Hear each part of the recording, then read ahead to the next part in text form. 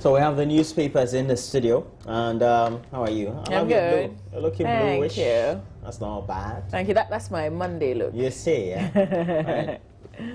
All right, so I've got the Daily Graphic newspaper front page. It tells the story as it happened on Saturday. Dumsor Vigil rocks Accra. And you would see on the front page of the paper some of the celebrities and other sympathizers during the vigil. This particular one also has Yvonne Nelson addressing the protesters. And also on the front page of the Daily Graphic, mixed reactions greet petrol price increase, no increase in fares. But we're getting mixed reports now because the GPRTU says that it would meet on Wednesday, possibly increase the fares, but we're monitoring the situation. We'll tell you what's the latest. MTN to the aid of preterm babies, and Fordham University confers doctorate degree on First Lady. We say congratulations to her. Back page, Elites Cup thrills. Kotoko beats Edubiasi 2-0. Hearts fall to Esperance. They were beating 4-0. All right. So that will be it for the front and back pages. Daily Graphic newspaper today. Front page of the Daily Guide has a story. NDC boy chase at Dumsor Demo, and you have a picture there of Halido being whisked away by the police. Yvonne Nelson with some of the stars at the Dumsor Vigil. Those are just the captions, and that's the main story we have, or the only story we have on the front page of the Daily Guide. Yeah. What was inside though, the News One center spread has the thing about all the pictures about the Dumsor must stop vigil, and the other page has a restaurant in Anambra State in Nigeria serves human flesh, and we're told that is it the owner or the chef of the restaurant has also been arrested in connection with that. And apparently I hear they were serving human flesh to unsuspecting customers who didn't know that really was a situation. But this doesn't look like unsuspecting customers, because this is definitely... No. This is not exactly how it looked like. It looked like normal meat, really. Because I saw the other one that looked like beef or something. No, that one was just a picture. They didn't show the real pictures. I think all the networks have not been able but is this real? No, that's not the real one. It's a human package for sale. Hey, Omo Naija. Okay. Are you done? Yes, I'm done. Okay, let me do the Ghanaian Times newspaper. Front page of the Times, though, it's not the vigil. This is what is captured on the front page of the paper. Government provides buses for mass transport. IGP ordered to settle dead cops' wives. Fuel prices increase. Minister NPA give reasons. Thousands attend vigil against Dumsor. So that headline, not in pictures, but it's also here. A bit of the IGP being asked to settle dead cops' wives for you on page 3. It says that the Minister of Interior, Mr.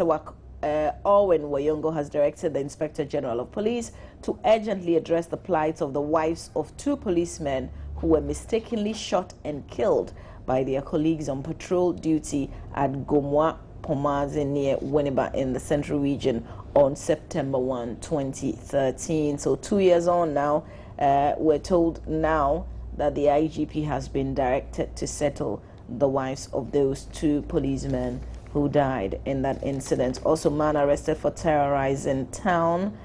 Police adopts measures for ECOWAS meeting. These are some of the headlines on page 3 in the Ghanaian Times newspaper. But we go to the back page where we have some sports stories. Hearts bow to Esperance. Kotoko beats New Edubiase by 2-0. Olympics too strong for Liberty professionals. That's it for the Ghanaian Times newspaper. Front page of the New Statesman, and Mahama insensitive. Akufo-Addo hammers president over fuel price increase. Dumsor. And we have Bawumia, MPP must ensure change in government, and we have other stories. The minority leaders challenger calls for unity in Swame constituency MPP, and MPP chairman, Eastern Region NDC executives are daydreaming over Agenda 50-50, antiretroviral drugs for rationing due to inadequate supplies. Back page, We're told that Jonathan Mensah, a Black Star defender who plays for Evian Tonon-Gaye, relegated from French League One, but also has been suspended for 4 months for some contractual disputes as he moved from Udinese to Evian Tonon-Gaye. We have Ghana under 20 team arriving in Australia for final preparations as they head towards that very tournament and hope to participate in 2 weeks in New Zealand. Stephen Gerrard over the weekend, but it was not a good game. It wasn't at all.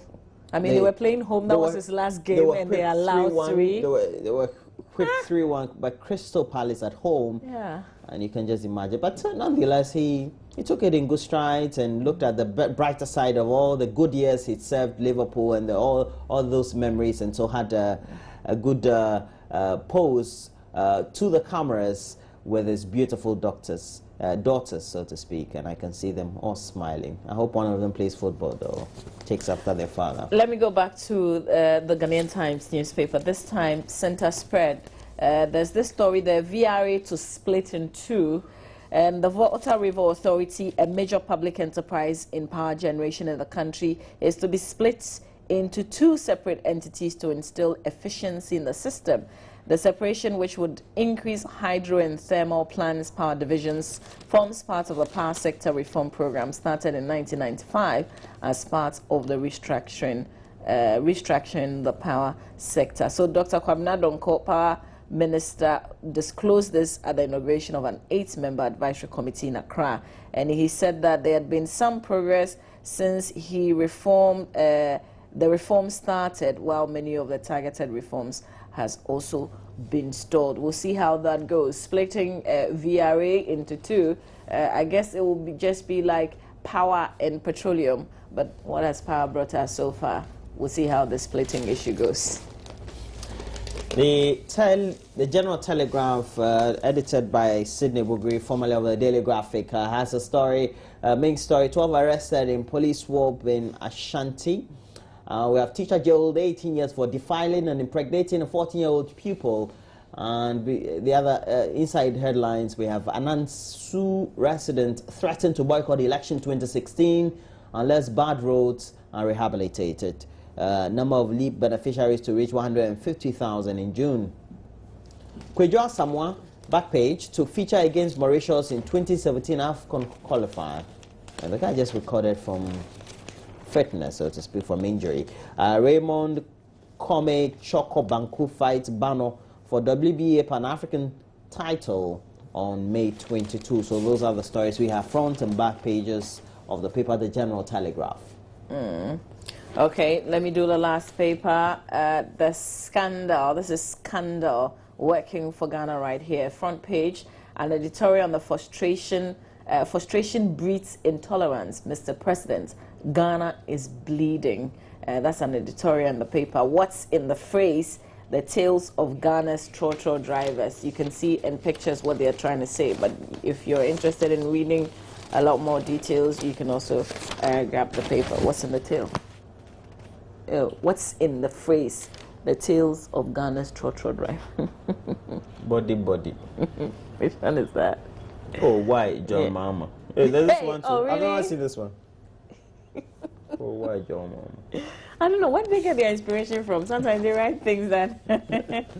All right, also on the front page, new law to shield public workers from declaring gifts. By the banner headline here, government to sell more state assets as national debt hits 88.2 billion Ghana cedis. Story says that the Minister of Finance and Economic Planning, Seth Terkper, says government is in the process of valuing some strategic state-owned companies for a possible sale in an apparent attempt to meet its budget deficit target of 7.5% of gross domestic products for this year. Back page, PPP disappointed in SCF Cube ruling. You can read a lot more details also on that new law, which essentially would shield public workers from declaring gifts. But that's it for the Scandal newspaper. And that's it really for the newspapers we have in the studio. And now we will always be urging you to get interactive on our social network page, and on Facebook we have Join News on TV, and also handle on Twitter Join News on TV. All right, it's some 35 minutes up to 6. Stay with us here. We've still got sports coming your way here on the show. Do stay on.